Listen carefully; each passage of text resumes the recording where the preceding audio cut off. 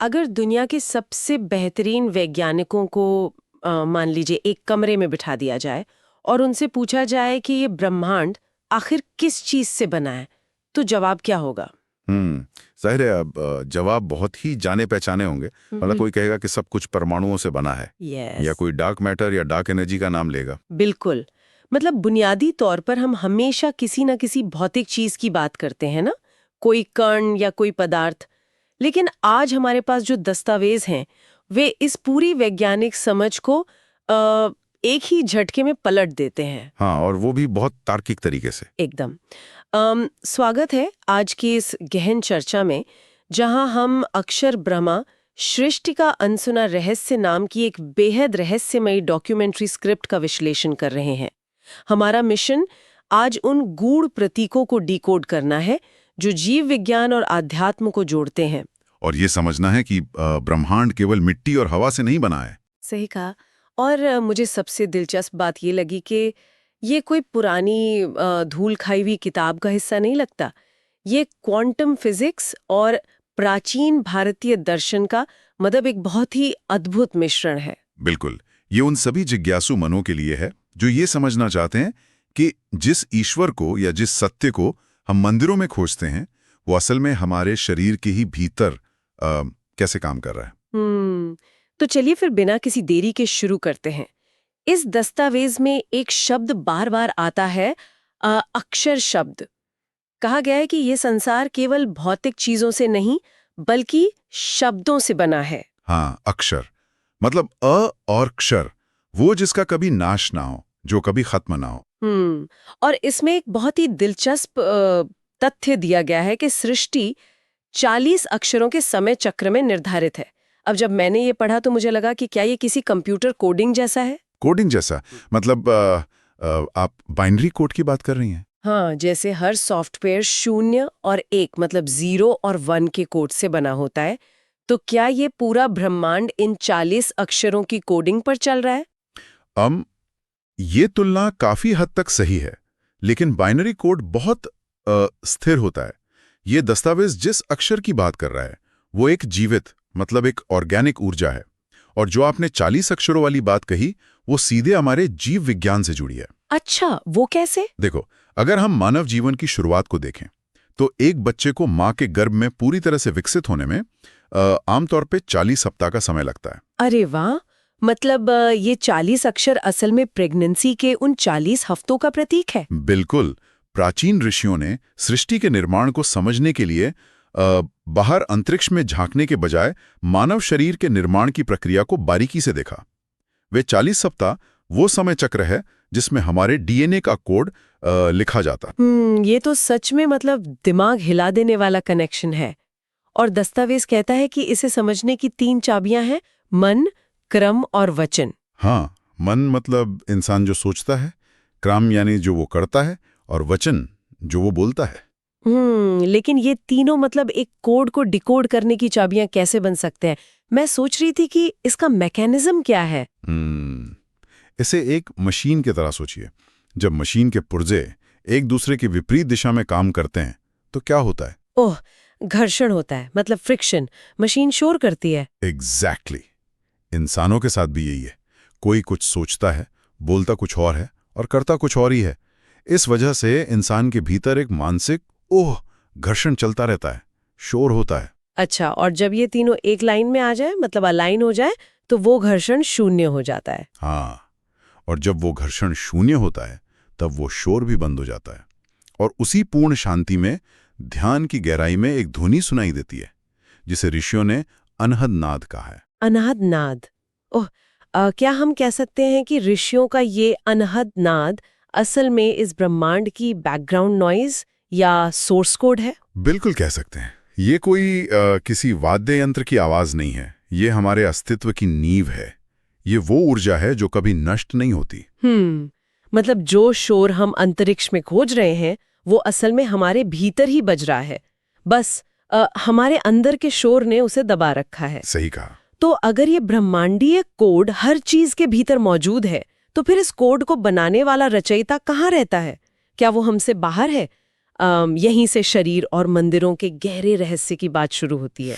हाँ, क्योंकि हम बचपन से सुनते आए हैं कि ईश्वर या ब्रह्मा जी आसमान में कहीं बहुत दूर बैठे हैं। बिल्कुल, और तस्वीरों में उन्हें एक कमल की फूल पर बैठे हुए दिखाया जाता है। लेकिन ये स्रोत तो पूरी कहानी ही पलट देता है।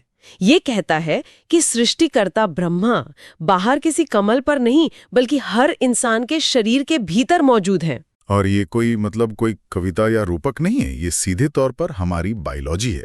यहाँ बात सच में बहुत दिलचस्प हो जाती है। हम विशाल मंदिरों की वास्तुकला को देखते हैं, उनकी भव्यता की तारीफ करते हैं, लेकिन अपने ही शरीर की भव्यता को नजरअंदाज कर देते हैं। स्रोत कहता है कि मंदिरों का जो सबसे पवित्र स्थान है, जिसे हम गर्भगृह कहते हैं, वो असल में मानव गर्भाशय यानी वूम का प्रतीक है। हाँ, गर्भगृह और गर्भाशय शब्द भी एक ही मूल से आते हैं। और जिस कमल की डंडी पर ब्रह्मा जी को बैठे हुए दर्शाया जाता है, वह डंडी असल में हमारी नाभि मतलब हमारी गर्भनाल अम्बिलिकल कॉर्ड है। ये एक बहुत ही सटीक जैविक तुलना है। हर इंसान स्वयं ही ब्रह्मा है जो अपनी ही नाभि से जीवन की ऊर्जा प्राप्त कर रहा है। ये तो ऐसा हो गया कि हम बाहर कहीं वाईफाई का सिग्नल ढूंढ रहे हैं, जबकि असली राउटर तो हमारे पेट में मतलब हमारी नाभि में ही लगा हुआ है ना? क्या मंदिरों की वास्तुकला असल में हमारे शरीर का ही एक ब्लूप्रिंट है? बिल्कुल ब्लूप्रिंट है, लेकिन मैं आपके राउटर वाले उदाहरण में थोड़ा सा बदलाव करना चाहूंगा। हाँ, बताइए। राउटर तो सिर्फ सिग्नल पास करता है, लेकिन नाभि और गर्भाशय वे तो हार्डवेयर खुद तैयार कर रहे हैं। अगर हम इसे बड़े परिदृश्य से जोड़ें तो ये एक 3D प्रिंटर की तरह है। अरे वाह, जैविक 3D प्रिंटर, ये बहुत सटीक है। हाँ, जो ब्रह्मांड की ऊर्जा को एक भौतिक शरीर में ढाल रहा है। और जब हम बाहरी मूर्ति पूजा से आंतरिक आत्मज्ञान की ओर मुड़ते हैं तो जीवन को देखने का नजरिया पूरी तरह बदल जाता है। बिल्कुल बदल जाता है। और अगर गर्भ और नाभि ही सृष्टि और मंदिर के सबसे बड़े प्रतीक हैं, तो ये सीधे तौर पर इस बात को बदल देता है कि हम जेंडर मतलब लिंग और स्त्री स्वरूप को कैसे देखते हैं। ये इस दस्तावेज का शायद सबसे क्रांतिकारी हिस्सा है। हाँ, क्योंकि स्रोत में बहुत स्पष्ट रूप से कहा गया है कि इस सृष्टि की मूल चेतना स्त्री तत्व है। जिसे हम पुरुष या स्त्री कहते हैं, वो केवल अर्धनारीश्वर या नारायण का ही विभाजित रूप है। इसमें तो यहाँ तक लिखा है कि सभी लोग नारी ही हैं। सुनने में ये थोड़ा चौंकाने वाला लग सकता है, लेकिन जीव विज्ञान भी तो यही कहता है ना? प्रकृति भले ही पुरुष को जन्म देती है, लेकिन माँ के गर्भ में हर भ्रूण शुरुआत में डिफॉल्ट रूप से एक महिला के ब्लूप्रिंट पर ही आधारित होता है। हाँ, यानी जो मूल सांचा है, जो चेतना का मूल रूप है, वो नारी शक्ति ही है। बिल्कुल, चेतना का मूल रूप नारी ही है। तो इस सब का क्या मतलब है? मतलब ये कितनी बड़ी विडंबना है। हम यहाँ ये स्पष्ट कर दें कि हम बस स्रोत की बातों का विश्लेषण कर रहे हैं। हमारा मकसद कोई पक्ष लेना नहीं है, लेकिन समाज जिस गर्भाशय और मासिक चक्र के जरिए सृष्टि का निर्माण होता है, उसे तो अशुद्ध मानता है। हाँ, ये एक बहुत ही गहरी सामाजिक सच्चाई है जिस पर स्रोत ने प्रहार किया है। मतलब उसी प्रक्रिया से जन्म लेने वाले इंसान को समाज पूजता है, लेकिन उस मूल प्रक्रिया को वर्जित मानता है। दस्तावेज में मासिक चक्र के रक्त को कीचड़ कहा गया है और कहा गया है कि इसी कीचड़ में जीवन और शुद्ध चेतना रूपी कमल खिलता है। ये एक बहुत ही महत्वपूर्ण सवाल खड़ा करता है। अगर हम गहराई से सोचें तो ये दस्तावेज पितृसत्तात्मक सोच को, मतलब जो पैट्रियार्कल माइंडसेट है, उसे सीधे चुनौती देता है। क्योंकि दुनिया का कोई भी कमल कभी साफ बहते हुए पानी में नहीं खिल सकता। उसे खिलने के लिए उस घने चिपचिपे कीचड़ की ही जरूरत होती है। यानी जीवन की अशुद्धियों के बीच का अनुभव ही वो पारदर्शिता लाता है जो ज्ञान के प्रकाश की ओर ले जाती है। बिल्कुल, जब इंसान ये समझ लेता है कि नारी ही नारायण है और अशुद्धियों में ही शुद्धता खिलती है, तो वो खुद की और दूसरों की असली पहचान से अनजान नहीं रहता। वो इस शुद्ध अशुद्ध के भ्रम से बाहर आ जाता है। ये सच में नजरिए को पूरी तरह से बदलने वाला विचार है। जब जीवन रूपी ये कमल लगातार खिलता रहता है और रूप बदलता रहता है, तो फिर इस प्रक्रिया का अंत क्या है? अंत मतलब आप मृत्यु की बात कर रही हैं? हाँ, मृत्यु और जन्म भी।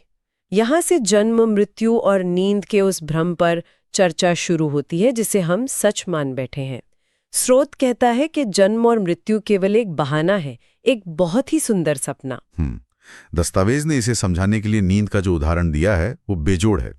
उसमें लिखा है कि आज तक किसी को ये पता नहीं चला कि इंसान जागृत अवस्था से नींद में मतलब कब और किस पल चला जाता है। एकदम सही। मतलब रात को हम बिस्तर पर लेटे होते हैं, कुछ सोच रहे होते हैं और फिर अचानक अगली सुबह हो जाती है। वो जो स्विच होने का पल है वो किसी को याद नहीं रहता। हाँ, और मृत्यु भी बिल्कुल इसी नींद की तरह है।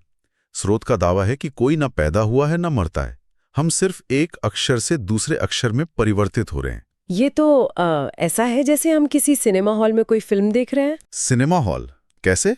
मतलब हम फिल्म में इतने खो जाते हैं कि भूल जाते हैं कि हम कुर्सी पर बैठे हैं, और जब फिल्म खत्म होती है, यानी जिसे हम मृत्यु कहते हैं, तो हम बस वापस जाग जाते हैं।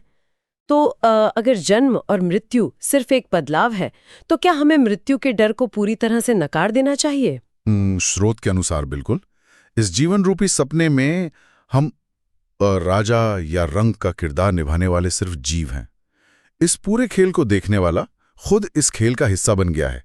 इसीलिए वो अपने ही जन्म या मरण को स्पष्ट रूप से नहीं देख पाता।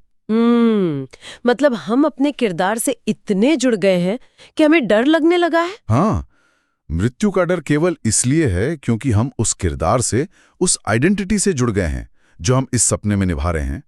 जब इंसान जान जाता है कि वो अविनाशी अक्षर है, तो डर अपने आप खत्म हो जाता है। ये सच में एक बहुत ही शांति देने वाला विचार है।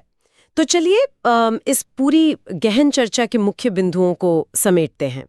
हमने देखा कि कैसे वो अविनाशी अक्षर हमारे अस्तित्व का कोड है, कैसे हमारा शरीर और विशेषकर हमारी नाभि ही असली मंदिर है, कैसे नारी शक्ति ही इस ब्रह्मांड का मूल है, और अंत में कैसे जीवन मृत्यु सिर्फ एक नींद या सपने का बदलाव है। और इस सब का जो निचोड़ है वो ये है कि अक्षर शब्द असल में वो मौन है जो दो शब्दों के बीच होता है। मौन मतलब सन्नाटा। हाँ, वह ऊर्जा, वो सन्नाटा हमारी नाभि से मस्तिष्क तक लगातार बह रही है। तो जाने से पहले हर जिज्ञासु श्रोता के लिए, जो भी आज हमारी ये चर्चा सुन रहा है, एक विचार छोड़ना चाहूंगा। स्रोत कहता है कि अक्षर शब्द दो शब्दों के बीच का मौन है। तो अगली बार जब आप दुनिया के भारी शोर शराबे के बीच हों या कोई बस लगातार बोले जा रहा हो, तो शब्दों को सुनने के बजाय उस खाली जगह, उस मौन को सुनने की कोशिश करें। बिल्कुल, उस सन्नाटे को महसूस करें। क्या पता बाहरी शोर के बीच वो अनहद नाद आपको उसी सन्नाटे में मिल जाए। अपनी आंखें बंद करें और अपने भीतर उस अक्षर को खोजें। ओम।